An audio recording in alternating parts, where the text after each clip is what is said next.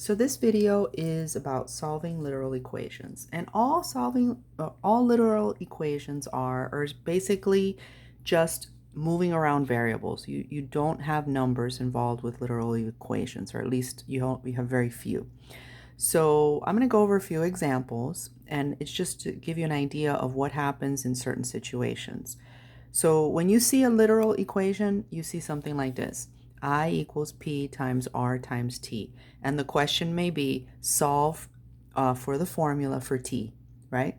So we are going to be looking for T, all right? We want to get T alone.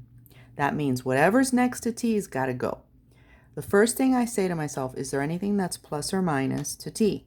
And the answer is no, it's all multiplied together. Is there anything in parentheses? No, so there's nothing to figure out there. So the next thing I have to do is what's multiplied or divided by T. And that's P times R times T. So what I'm going to do is I'm going to do the opposite of multiplication, which is division. And I'm going to take that P times R, and because they're both multiplied together and they're multiplied by T, I'm going to divide by P times R on both sides. And look what happens. Well, when I do that, right, I get 1, because PR divided by PR is 1, times T equals I over PR. All right, now what is 1 times T? Because we still want to get T alone. Well, the multiplication identity 1 times T is T. And my answer is T is equal to I divided by P times R. And that's how you do literal equations. What gets people scared is that there's no numbers, and it seems to be scary. All you got to do is zero in on what you're trying to solve for and move it around. Do the same process as if there were numbers involved. You're going to see if there's parentheses. You're going to see what's plus or minus. And then whatever you do the opposite on both sides. If they're multiplied, you're going to divide both sides. And then you eventually get your variable alone. So that's the first example. Let's look at another one now. Now another example for literal equations is solve for m. This equation should look familiar to you because this is the slope-intercept equation. And they're asking us to solve for m. So let me underline m. Okay. Now, do I have anything in parentheses? I want to get that m alone. I have nothing in parentheses. Okay. Now, what I mean by getting that m alone is I want everything else on the other side, the m by itself. Okay, no parentheses, that's done. Is there anything that's plus or minus to the m? And my answer is yes, plus b. Okay, so I am going to use the purple, and I'm going to do the opposite of adding, which is subtracting b from both sides. Some people like to just write minus b over here and say when you cross the equal sign, you change from positive to negative. If it's negative, negative to positive. Whatever works for you. But here we're subtracting, right? So this is subtraction property of equality. And we get, I'll do it in purple, y minus b, I'll do the rest in black, equals mx. And this is still what I want to get alone. Okay, now what's going on here? Well, it's m times x. I want to get m alone, and it's m times x. What is the opposite of multiplication? Well, we all know the answer to that. The opposite to that is division. So I am going to divide x by x. And I have to do it to everything. So there's one of two ways to do this. I can do to everything. And look what happens. I get y minus b divided by x equals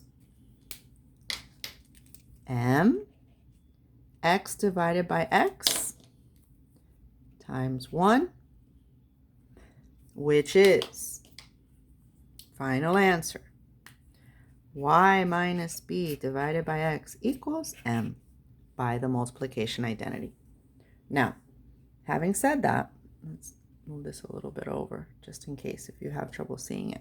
So again, just to review again, we subtract b from both sides because first you have to see, you want to get m alone, you got to see is there any parentheses. The answer is no.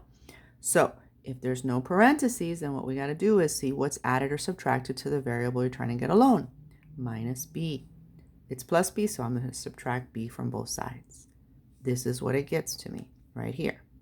Now, when I get to this piece, y minus b, they're not like terms, so I just write them out as is. I get m times x. I still want to get m alone. So because it's times x, I have to divide both sides by x, the entire thing.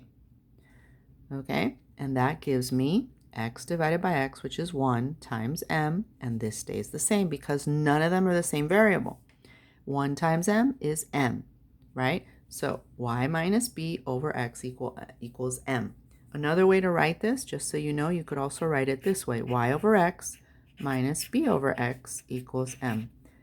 This is the same thing as that. Just a different style to write it. And sometimes you want to put it this way and sometimes you want to put it that way. But you could find it as an answer if you have a multiple choice question like this and like this. These are equivalent to each other. Okay, so, and that's how we would solve for m. Okay, for finding the slope. If in slope-intercept form, it's the y minus the b, right, all over the x. So whatever your point is, x and y minus the y-intercept. That'll give you your slope. Okay, so that's number 2. Now let's do number 3. Okay, number 3 is nice because it has something in the denominator. Okay, we want to solve for OV. Solve for, and look, I forgot the R in 4, right? Solve for OV. So we want to solve for that, not the O, not the V, but together. Okay, so what are my 2 other variables? I have a T and I have an FV. The first thing I have to do to get that OV alone is it's all under the same denominator, T. I have to get rid of the denominator. So when we look at any literal equation, any equation that we're trying to get a number or variable alone, if it's under a denominator, first we see, is there any parentheses? There's no parentheses here. Is it multiplied by something or is it divided by something? Well, in this case, the whole thing is divided by t, so we have to do the opposite of division to both sides. And that is we have to multiply both sides by t. When I do that, t divided by t is going to give me 1 times, and I'm going to put this as parentheses because it's all of it. Okay, and this is the one we're looking at to get alone. Okay, equals, and I'm going to write a t. Just because the A comes in the alphabet before T. You could write TA, but AT. Okay? FV minus OV times 1. That 1, because of the multiplication identity, it's like nothing. FV minus OV. Now, it is no longer locked up by the denominator. We essentially freed it because 1 times this doesn't change anything in there. If we were to think about using the distributive property, it would be FV minus OV. I want OV alone. And I can get it alone. Okay? There's different things we can do. Well, we can pass this over. We can do that, right? Let's do that. We want to get OV alone, or you can move the OV here and then this one there. It doesn't matter. But since I like to lock things in place so that we don't mess up and start looking for other things and wasting our time doing things unproductive, let's leave that alone, and we're going to subtract FV from both sides. What happens when I do that? Well, these are not like terms, so we list them. AT minus FV equals. Now, what's FV minus FV? Well, they're the same variables, so it's 0. Minus OV. My goal is still get this one alone. That 0 doesn't change anything. I can drop it. Negative OV AT minus FV. Now, I want OV, but I've got a negative there. So this is what I have to do. I have to multiply everything by -1. Now, I like to do this way because it basically tells me I'm multiplying everything by -1. Because I got to get rid of it. Can't be negative OV equals this. That's not the final answer. It's got to be OV completely alone. So by multiplying everything by -1, look what happens.